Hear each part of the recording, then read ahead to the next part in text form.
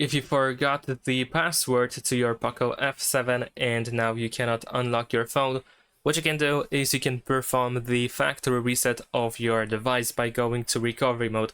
Unfortunately, as a result, you will lose everything that you have on the internal storage, unless of course you have a backup.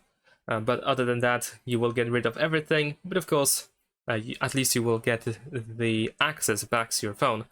So in order to perform that factory reset via recovery mode, first we need to turn off our device, so we're gonna press power button and volume up in order to show the power menu, and then we're gonna swipe up in order to power off our phone. Wait for the device to completely shut down, and after that we want to press and hold the power button and volume up button. Once you see the POCO logo on the screen, you want to release the power button and just hold volume up. So this is what we need to do. First, power button and volume up, press and hold both of these buttons together. And once we see the POCO logo, we want to release the power button and only hold volume up. And keep holding like this until you see the recovery mode, which looks like this.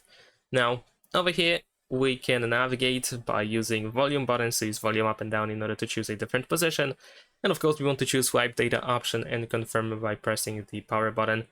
And if any additional instructions appear on the screen, then just follow them to finalize the process.